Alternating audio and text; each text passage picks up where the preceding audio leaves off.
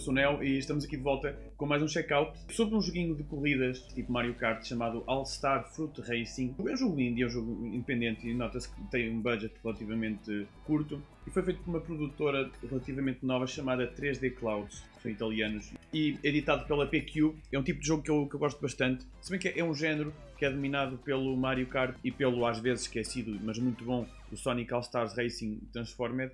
E este jogo, pronto, é um bocadinho neste estilo, tem aquele aspecto gráfico meio cartunesco, tudo num cenário que contém frutas gigantes, os power-ups são frutas, as bonequinhas são personificações femininas, obviamente é virado para um público se calhar mais infantil, de certeza que há outras pessoas como eu que também ficam um bocadinho cativadas por este estilo artístico. Em relação ao jogo propriamente dito, é bastante simples, tem vários aspectos que são similares a outros jogos do género.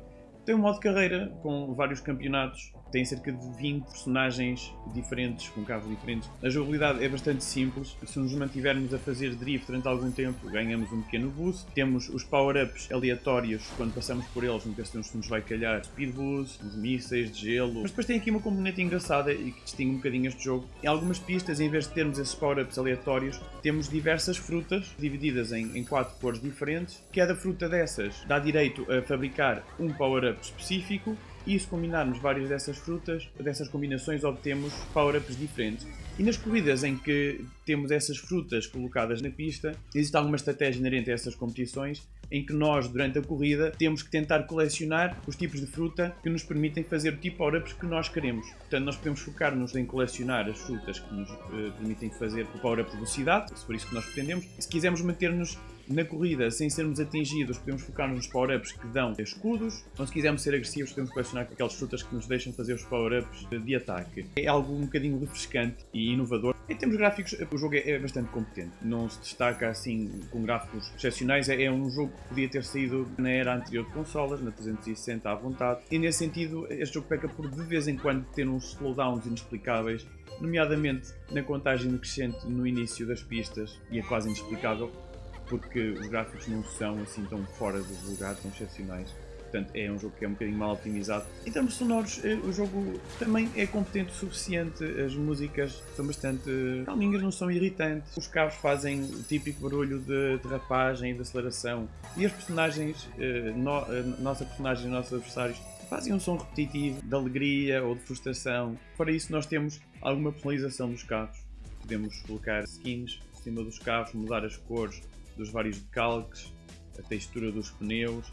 As várias personagens também, não há grande diferença entre elas. Aliás, os modelos das personagens, como vocês podem ver aqui, são um pouco inspirados e as expressões faciais são semelhantes entre quase todas as personagens. É como se tivessem utilizado o mesmo modelo e tivessem retocado apenas aqui e acolá para tentarem distinguir o mínimo possível. Portanto, não há grande carisma nas personagens que existem no jogo. Portanto, no modo carreira nós temos vários campeonatos. Cada campeonato engloba 4 ou 5 pistas. E que eu reparei em algo que também se torna cansativo. Geralmente, no modo carreira deste tipo de jogos, os primeiros campeonatos são um bocadinho mais simples, um bocadinho mais curtos, com as pistas a terem 2 ou 3 voltas, e depois, quando vamos aproximando dos últimos campeonatos, já temos provas com 5 voltas e que demoram mais tempo e temos de ser mais cautelosos. E aqui começa logo com corridas de 5 voltas, em circuitos que são relativamente compridos, em que se nós conduzimos de uma maneira minimamente competente e atenta, conseguimos distanciar-nos bastante dos adversários logo pela segunda volta, e depois temos ali 3, 4 voltas que se tornam um bocadinho cansativas.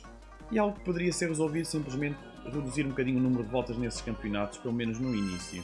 Enfim, mas este tipo de jogos é sempre ótimo para jogar com amigos. Se vocês tiverem pessoas com quem jogar, tem modo split screen com multiplayer local para até 4 jogadores. E tem um modo online também com corridas para até 8 jogadores, se bem que não é um jogo indie, provavelmente deve ter tido pouco marketing, pouca promoção, apesar de ser recente. Eu não encontrei ninguém a jogar este jogo online, o que é uma pena, porque nem toda a gente tem pessoas com quem jogar os jogos em split screen, e para quem gosta deste tipo de jogos seria bom que o modo online fosse povoado. É um jogo que tem conteúdo suficiente para o preço em que está situado, está na casa dos 25€. Se tiverem promoção, então eu acho que é uma proposta a ter em conta.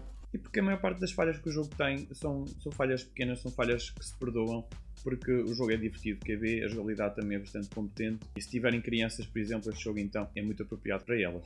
Eu recomendo este jogo com assim um polegar para cima. Espero que vocês tenham gostado do que viram. Este foi o All Star Fruit Racing.